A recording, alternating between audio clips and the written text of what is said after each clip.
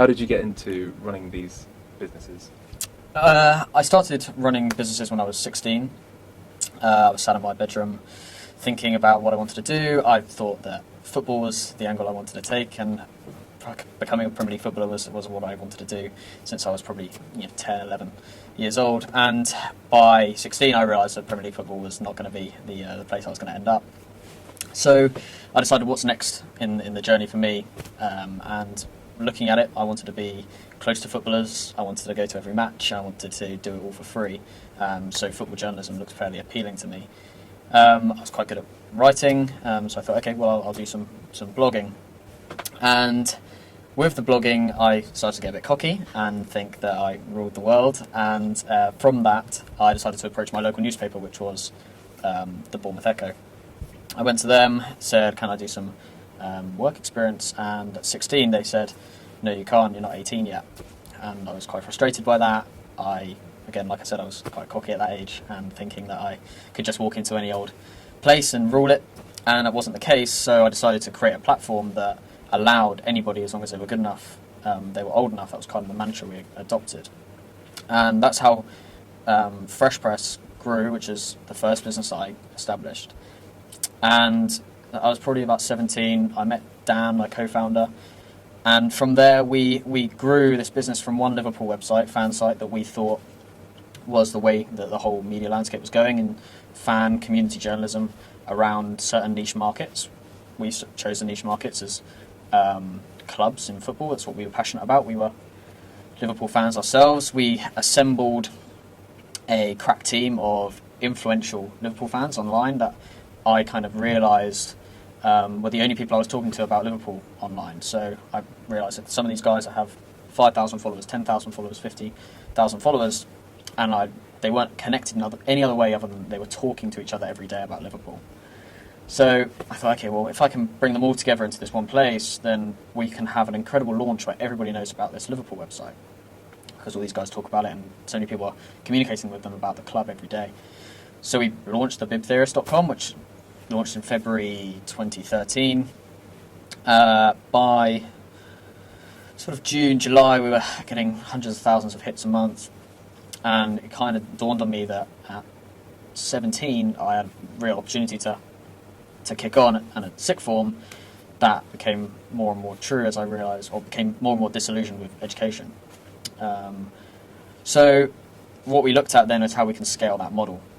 We had one fan site just in Liverpool, just with Liverpool fans, and that's just the market we knew. So it was quite scary to think that we could actually have quite a lot of different websites on subjects that we had no idea about, i.e. the next website we did was Arsenal. And we thought, okay, well, we're just going to have to trust people who know about Arsenal that we bring in to run it, because all I can say is this is the graphics you're going to use, this is the website you're going to use, this is the domain, this is the name of the site, but I've got no idea how to do the content, so you need to go and do it. Again, we were bringing people in that were 16, 15, 14, 17, all these guys are under probably the age of 24, and we built a phenomenally successful Arsenal website off the back of nothing, and that was kind of our proof of concept, I suppose, that there was real scalability to the fan site idea in a network. So we grew, then we had a Man City website, and then we kept on going. Okay, we'll try and complete the set. At that point, I'd been picked up by Sport Lobster, Sports Social Network, that would have been late 2013, when they had 10,000 users, and I thought, okay, well, social media is another angle to how to grow the Fresh Press business. At that point, Dan was running the business day to day. I was still at Sport Lobster, and he grew it on his own when he left university to, I think we had 20 websites. We had probably about half a million to 750,000 page views a month at that point.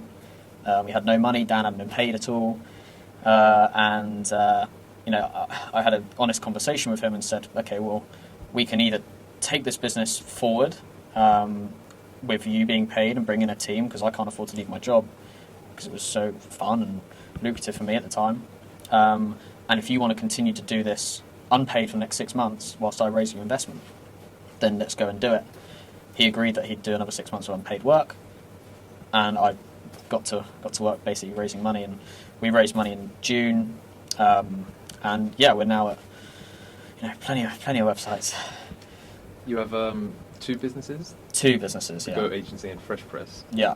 In the business world, the risks are as high as any. Why don't you tell us about how you were 3 days away from owing people £20,000? Yeah. So on the subject of investment, the tricky thing in business, I suppose, especially online, as with all the businesses people read about in the papers and online, is Twitter loses 400 million a year. Facebook's still in debt. All these massive businesses never make any money. Snapchat's one of the biggest businesses in the world, but it doesn't make any money. So we have a company in Fresh Press that loses money every month at the moment, and because of that, we need investment. So we had a team of 3 at the time, full-time employees. We employed them in June. We didn't have any money. On the proviso that I knew, I thought I could raise money in the next 30 days. I've been raising money for the last 2 months. We had everything drawn out, all the contracts built, agreed with the investors for the fees and for the equity, the stake that they'd get. And then one pulled out right at the last minute. This was probably just before the end of the month, so I knew I'd have to pay people anyway. We ended up not paying the people at the end. I had to then go and pitch with 7 days remaining before the end of July, I think, where I knew that in 7 days I'd own 2 wage packets for each person we employed, 2 photo license payments, 2 server payments, 2 everything that we had paid out. Cost about £20,000.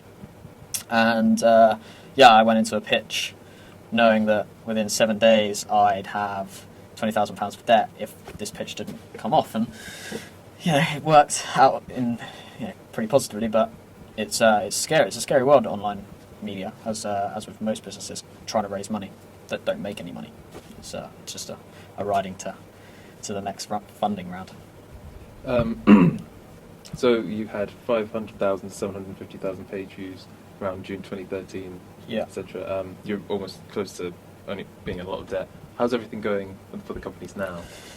Where we stand now as a business, we've agreed to raise more money in the next 3 months. We're going to be looking at a valuation of about £1 million, which is crazy, considering I remember myself sitting in my bedroom with my mum coming up and saying, "Go and get a proper job, you'll never make any money online," to now sitting here thinking, okay, well, we've got a real opportunity to sell this business in a few years' time, or to keep on growing it and to become a real media company that everyone wants to be a part of. Still with the mantra that we want to get young people into journalism. And we've just done a global deal with MSN. We're the first global content partner of Microsoft as a blogging company, which is pretty overwhelming and fantastic for everyone that was involved from the start, and everyone continues to be involved. We've got 550 writers globally for the network. We have 57 websites now across multiple sports. We have all Premier League teams crossed off. We've got NFL, we've got motorsport, basketball. We've got betting websites, so it handles horse racing and that sort of stuff. So we produce about 180 articles a day across the network. We have about 5 to 7 million page views a month across the network as well. So it's grown a lot. There hasn't been a great deal of investment in terms of the marketing. In fact, I go so as far as saying there's been no real marketing drive. It's all been socially pushed. About 78% of our traffic comes through social. That's all through some of my background in social media and working out exactly how things are shareable and what makes them shareable and what the demographic is that wants to share that sort of content. That's kind of where we are now, and we're still growing, and we continue to grow about 30% month on month. And it's an exciting time to be part of Fresh Press at the moment. So the long-term plan for Fresh Press as a business is to become the UK Huffington Post. I mean, that's what I'm pitching to investors. That's what I'm pitching to media companies, MSN, Microsoft. We really honestly think we can go into the market of blogging in the UK, which there's such a massive market for it, and necessity for it as well, and take on people like BuzzFeed, Huffington Post in this young journalistic background.